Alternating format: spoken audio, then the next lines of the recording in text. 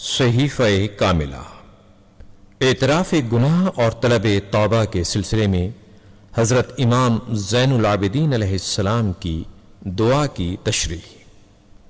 فرقہ امامیہ کا اس پر اتفاق ہے کہ انبیاء و ائمہ معصوم ہوتے ہیں اور زندگی کے کسی لمحے میں عمدن و سہون خطا و گناہ کے مرتکب نہیں ہوتے، خواہ گناہ صغیرہ ہو یا کبیرہ، مگر احساس عبودیت کے پیش نظر وہ اللہ تعالی کی بارگاہ میں عفو درگزر کی التجا کرتے اور توبہ و انابت کا ہاتھ اٹھاتے تھے،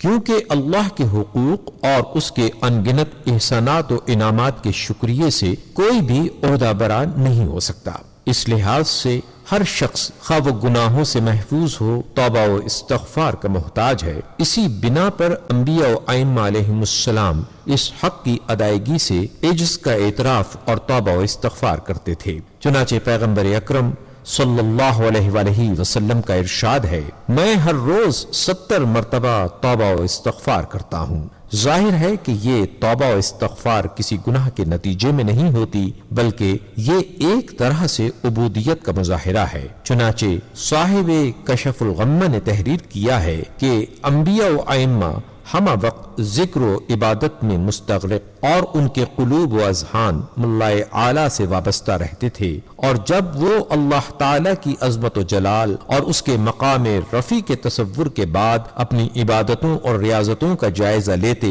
اور زندگی کے ان لمحات کو دیکھتے جو عبادت و استغراق کے علاوہ دوسرے مشاغل میں بسر ہوتے تھے، جیسے کھانا پینا، آرام و استراحت وغیرہ، تو وہ ان مشغولیتوں کو اللہ کے حقوق میں کوتاہی کا مترادف سمجھتے اور انہیں گناہ سے تعبیر کرتے ہوئے توبہ و استغفار کا سہارا ڈھونڈتے تھے۔ بہرحال یہ توبہ و انابت بلندی درجات اور حصول ثواب کی غرض سے ہوتی تھی، اور وہ اپنے کو اس سے بے نیاز تصور نہ کرتے تھے کہ اللہ ان پر مزید لطف و احسان فرمائے اور ان کے مراتب کو بلند سے بلند تر کرے۔ یہ امر قابل لحاظ ہے کہ جب معصوم افراد توبہ و انابت سے بے نیاز نہ رہ سکے تو وہ لوگ جو عاصی و خطا کار ہوں وہ کیوں کر توبہ و استغفار سے بے نیاز ہو سکتے ہیں، جبکہ توبہ ہی عفو درگزر کا ذریعہ اور اقرار گناہی نجات کا وسیلہ ہے۔ چنانچہ امام محمد باقر علیہ السلام کا ارشاد ہے، خدا کی قسم گناہوں کی پاداش سے وہی نجات حاصل کر سکتا ہے جو گناہوں کا اعتراف کرے۔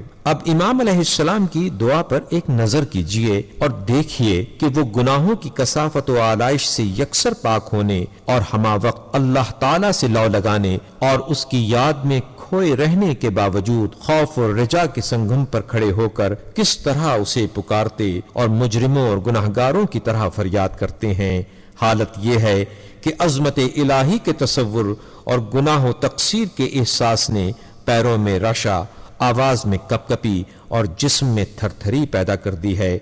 اور دل میں خوف و ہراس، آنکھوں میں اشک ندامت اور نگاہوں میں غبار حسرت لیے اس کی بارگاہ میں سر شرم و حیا سے جھکائے ہوئے ہیں۔ حیا ایک نفسیاتی کیفیت ہے جو کسی امر میں کوتاہی یا کسی ایسے فعل کے نتیجے میں انسان پر طاری ہوتی ہے جسے وہ قابل مذمت و سرزنش تصور کرتا ہے۔ خداوند عالم سے حیا کبھی گناہ، کبھی امور مستحبہ میں کوتاہی اور کبھی اس کے جلال و جبروت سے متاثر ہونے کے نتیجے میں محسوس ہوتی ہے۔ چنانچہ انہی تاثرات کی بنا پر امام علیہ السلام فرماتے ہیں کہ اے معبود، میں کس منہ سے تیری بارگاہ کا رخ کروں اور کس طرح سوال کرنے کی جرت کروں، جبکہ میں نے تیرے احکام بجا لانے میں سستی، محرمات و ممنوعات کی طرف پیش قدمی اور تیرے انعام و اکرام کے شکریہ میں کوتاہی کی، اور پھر یہ جانتے ہوئے کہ احساس ندامت و اعتراف گناہ سے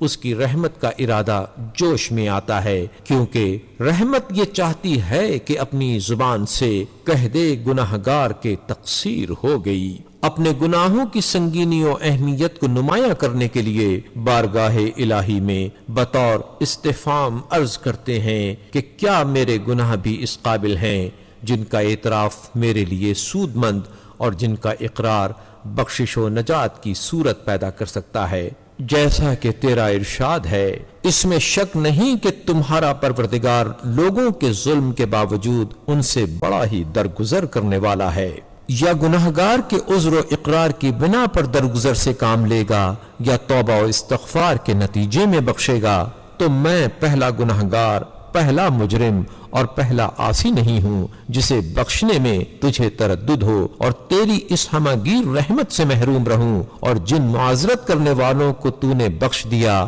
ان سے زیادہ قابل سرزنش نہیں ہوں کہ اقرار و اعتذار کے بعد بھی مجھے نہ بخشے، اور انہوں نے گناہ کے بعد تیری بارگاہ میں توبہ کی اور تو نے ان کے گناہوں پر خط عفو کھینچ دیا۔ ان سے زیادہ گناہگار نہیں ہوں کہ مجھ سے درگزر کرنے میں دریغ کرے، لہذا اپنی رحمت کی فراوانی اور میرے اعتراف گناہ اور توبہ و استغفار کے نتیجے میں میرے گناہوں سے درگزر فرما۔ اور تیرے علاوہ اور کون ہے جس سے بخشش کی امید کی جائے، اور تیرے سوا کون مغفرت کرنے والا ہے جس سے مغفرت کی بھیک مانگی جائے۔